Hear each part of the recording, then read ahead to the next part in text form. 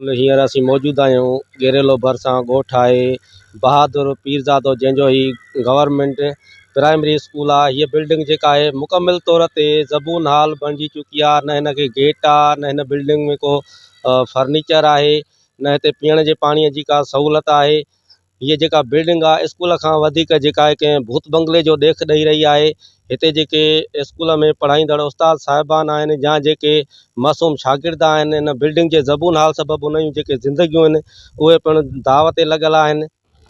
मेरान टीवीअ जी टीम जॾहिं ॻोठु बहादुर पीरज़ादो में पहुती त इन हवाले सां जेके हितां जा शागिर्दनि जा वालदेन आहिनि ऐं ॻोठाणा आहिनि, उन्हनि मेरान टीवीअ सां ॻाल्हाईंदे चयो त असांजो ॻोठु बहादुर ख़ान पीरज़ादो आहे।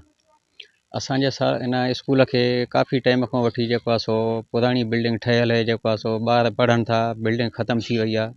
आला हवस वारनि खे कई दफ़ा असां रिक्वेस्ट कई आहे त असांखे जेको आहे सो स्कूल नओं ठाराए ॾिनो वञे, लेकिन अॼु ॾींहं ताईं कंहिं बि इन शइ ते तवजह न ॾिनी आहे। बिल्डिंग बिल्कुलु ख़तमु आहे। ॿुधो त असां आला अख़्तियारनि खे रिक्वेस्ट था कयूं त असांखे नओं स्कूल ठाराए ॾिनो वञे त जीअं ॿारनि जी ज़िंदगी बची सघे। पुराणो थी वियो आहे, असांखे स्कूल ठाराए ॾियो जीअं असांजी ज़िंदगी बचे ऐं असांजी तालीम ते असांखे कुर्सियूं बि कान्हनि, असांजो स्कूल किरण थी आहे। असांजी बिल्डिंग सफ़ा ज़ईफ़ थी वई आहे। इन जे लाइ नंढड़ा ॿार परेशान आहिनि, उस्ताद बि परेशान आहे। उस्ताद अचे थो, डेली अचे थो, ठीकु आहे। उन खां अलावा असांखे न फर्नीचर आहे, ॿार हेठि था वेहनि, बिल्डिंग असांजी किरण ते लॻी पई आहे।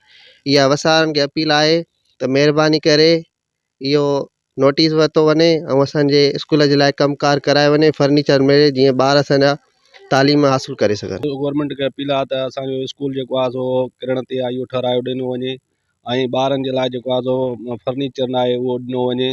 महिरबानी थींदी सिंध गवर्नमेंट जी। असांजो ज़बून लॻो पियो आहे स्कूल, तव्हां ॾिसी था सघो, ॿार असांजा नंढड़ा हेठि वेठा आहिनि, किरी सघे थो, उन में जेको आहे नुक़सान बि थी सघे थो। इहा महिरबानी करे असांजी अपील आहे गवर्नमेंट खे त असांखे स्कूल ठाराए ॾिनो वञे। पुराणो थियो आहे, असांखे पंहिंजो स्कूल ठारायो, असांखे पंहिंजी ज़िंदगी बचाइण, कुर्सियूं बि कान्हनि, बेंचूं कान्हनि, असांजो पुराणो थी वियो आहे। असांखे स्कूल ठाराए ॾियो जीअं असांजी ज़िंदगी बचे ऐं असांजी तालीम ते असांखे कुर्सियूं बि कान्हनि, असांजो स्कूल किरण थी आहे। असांखे स्कूल ठाराए ॾियो, असांजी तालीम ते असांजी ज़िंदगी बचे, कुर्सियूं बि न आहिनि, स्कूल सफ़ा किरे थो। पुराणो थियो आहे, असांखे पंहिंजो स्कूल ठारायो, असांखे पंहिंजी ज़िंदगी बचाइण, कुर्सियूं बि कान्हनि, बेंचूं कान्हनि, असांजो स्कूल किरण। सिंध गवर्नमेंट खे अपील आहे त असांजो स्कूल जेको आहे सो किरण ते आहे, इहो ठाराए ॾिनो वञे ऐं ॿारनि जे लाइ जेको आहे सो फर्नीचर न आहे उहो ॾिनो वञे। महिरबानी थींदी सिंध गवर्नमेंट जी। असांजो ज़बून लॻो पियो आहे स्कूल, तव्हां ॾिसी था सघो, ॿार असांजा नंढड़ा हेठि वेठा आहिनि, किरी सघे थो, उन में जेको आहे नुक़सान बि थी सघे थो। इहा महिरबानी करे असांजी अपील आहे गवर्नमेंट खे त असांखे स्कूल ठाराए ॾिनो वञे। कैमरामैन इरफान अली अब्बासी सां अब्दुल गनी मुगल, मेरान टीवी न्यूज़, गेरेलो।